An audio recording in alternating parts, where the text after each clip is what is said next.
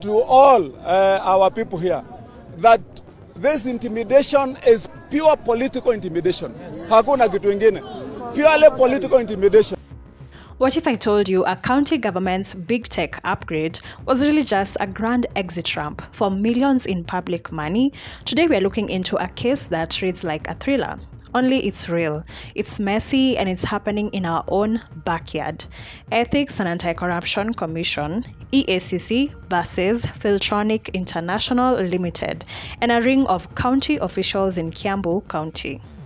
In March 2023, under the leadership of Kimani Wamatangi, Kiambu County advertised a tender for an enterprise resource planning system, an ERP platform touted to bring the county's operation into the digital age. It sounded perfect. Fast tracking services, boosting transparency, streamlining finances. Only one company responded, Filtronic International. By April 6th, the bid window closed. By April 24th, the contract had been awarded, 18 days from deadline to contract, a blink and a nod.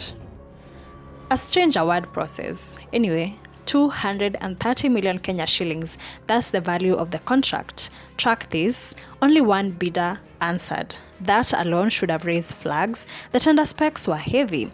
Average turnover of 400 million over 3 years, profitability of at least 100 million a year, cash flow positive, asset base over 500 million Kenya shillings.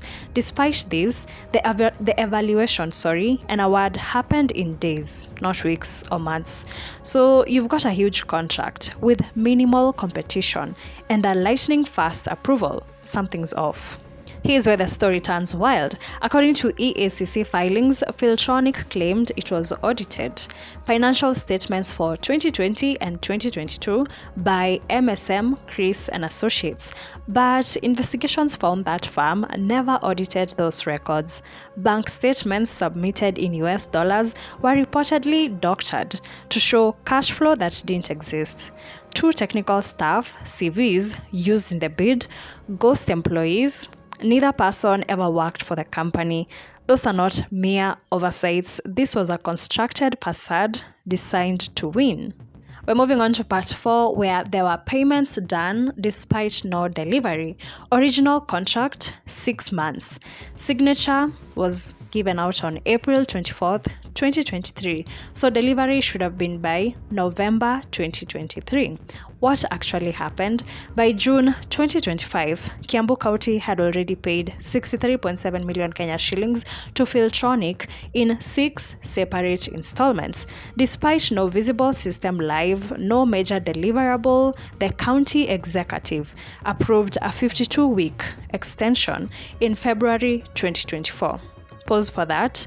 Money paid, 0 visible return, contract extended from county coffers to nowhere. The EACC also points to key county officials who allegedly played roles in enabling this.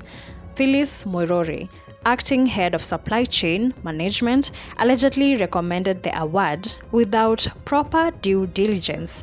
Zachary Gitau, chief officer for revenue and supply chain, allegedly signed the extension despite non-performance.